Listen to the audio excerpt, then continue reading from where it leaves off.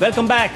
आपकी अदालत में आज हमारे मेहमान हैं दो जाने-माने एक्टर और स्टार, दीपिका पादुकोण और रणबीर कपूर। आपकी अदालत में अगला इल्जाम। आपकी अदालत में फिल्म स्टार रणबीर कपूर और दीपिका पादुकोण पर इल्जाम है कि ये जल्दी नाराज हो जाते हैं। रणबीर, आप दोनों ने बात कर लीजिए अगर आपस में। हो गया, डिस्कशन हो गया सर। कोई सलाह करनी हो आपको? नहीं। आप लोगों ने अपनी रिलेशनशिप को बहुत डिग्निफाइड तरीके से हैंडल किया, इसमें किसी को कोई शक नहीं। आज भी आपने बहुत अच्छे से जवाब दिए, लेकिन एक दो बार ऐसे इंसिडेंट हुए जिसमें किसी इवेंट में दीपिका को लेकर सवाल पूछा तो आप नाराज हो गए। आपने कहा कि ये मेरी और दीपिका की वेडिंग सेरेमनी नहीं है, डांट दिया आपने। जी, एक्चुअली करण जौहर ने कहा था। क्या था कि हम ने जब इस फिल्म का ट्रेलर लॉन्च किया तो हमने 1 साल से बहुत मेहनत से काम किया, बहुत दिल लगा के इस फिल्म बनाया।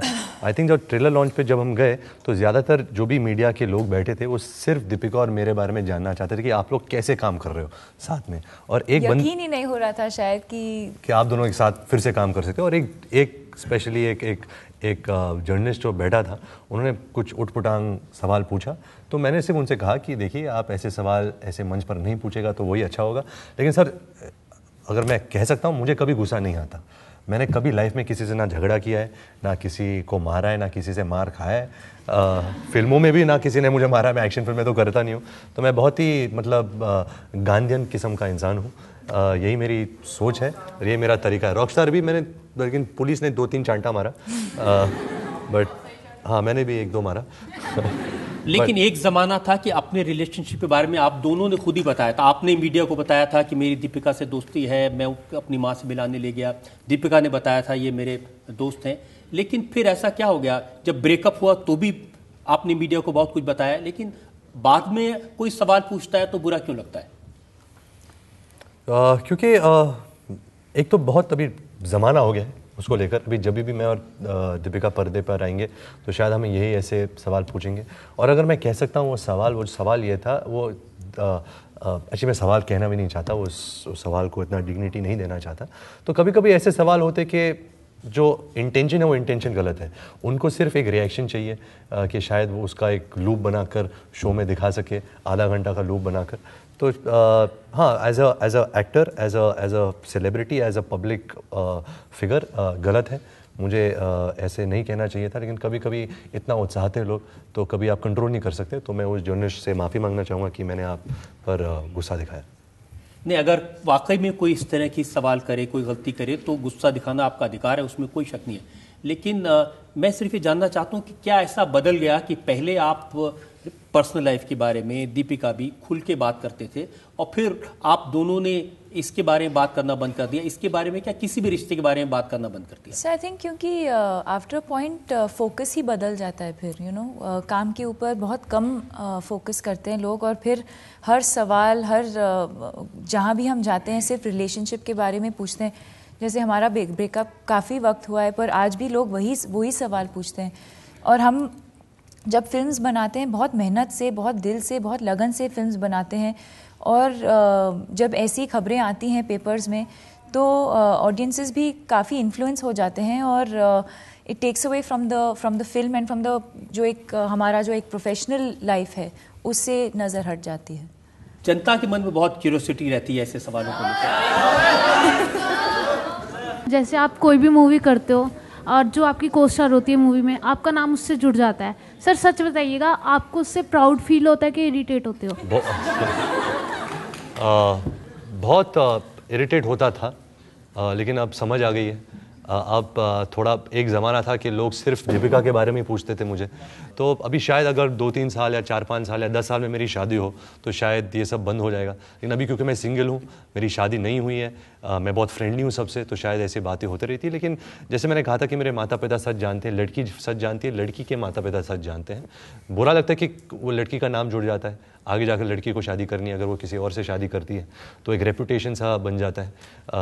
तो एक टाइम था कि आई थिंक सब लोग मेरे से दूर रह रहे थे कि तेरे साथ हमको कुछ लंच या कॉफ़ी नहीं करना, तेरे साथ जाएंगे तो नाम जुड़ जाएगा।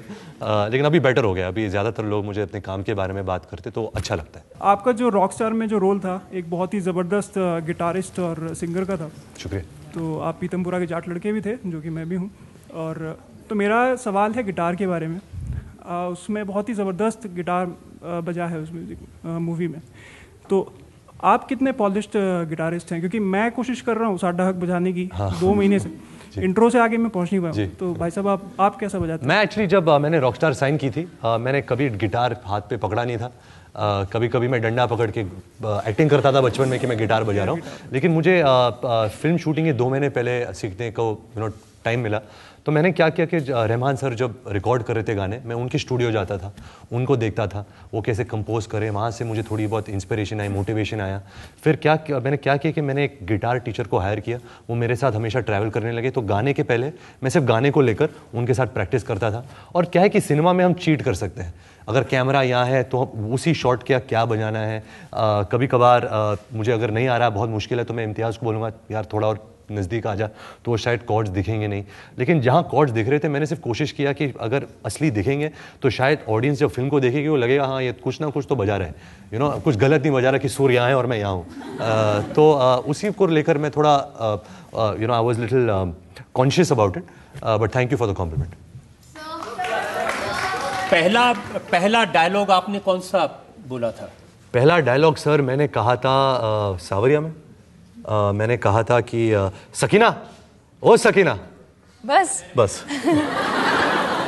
और आपने? नहीं, कुत्ते कमीने भगवान के लिए मुझे छोड़ दे।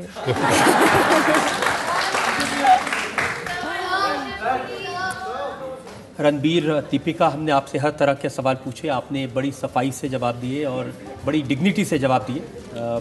हम एक ब्रेक के रुकेंगे और ब्रेक के बाद सुनेंगे आपकी अदालत में आज की जज सोनल कालरा का फैसला, आज से मुकदमे।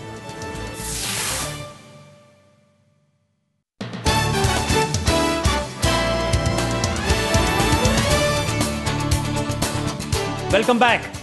आपकी अदालत में आज हमने मुकदमा चलाया, इल्जाम लगाए, सफाई मांगी रणबीर कपूर से, दीपिका पादुकोण से। अब वक्त है आपकी अदालत में आज की जज HT सिटी के एडिटर सोनल कालरा के फैसले का।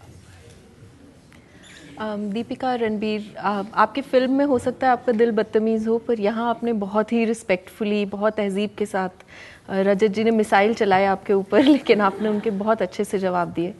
तो सज़ा देने का तो कोई सवाल ही नहीं है। जितनी इज्जत से आपने जवाब दिया उतनी इज्जत से हम आपको बरी करेंगे। बट हम ये उम्मीद करेंगे कि डिफरेंसेस लाइफ में जो भी हों, आप दोनों की बहुत अच्छी खूबसूरत दोस्ती है, बहुत हेल्दी फ्रेंडशिप है और हम चाहेंगे कि ये हमेशा बनी रहे। और आपके फ्यूचर, आपके करियर के लिए आपको बहुत बहुत शुभकामनाएं। Thank you. High five. हमारी शुभकामनाएं हैं दीपिका के लिए, रणबीर के लिए, इनकी फिल्म सफल हो। सर बोलो ना एक फिल्म देखने जाए, आप बोलेंगे तो सुनेंगे। रणबीर मुझे कह रहे हैं कि मैं आप सबसे कहूं फिल्म देखने जाएं। 2 बार, 3 बार, 4 बार। ये दोनों बहुत बड़े स्टार बने, एक के बाद एक सफल फिल्में करते रहे। और सबसे बड़ी बात, दोस्ती को किस तरह से निभाना है, रिश्ता टूट जाने के बाद भी किस तरह से डिग्निफाइड बिहेवियर करना है, ये हम रणबीर से, दीपिका से सीख सकते हैं। आपकी अदालत में आज का शो यहीं खत्म करते हैं। अगले हफ्ते आपसे मुलाकात होगी एक नई शख्सियत के साथ। तब तक के लिए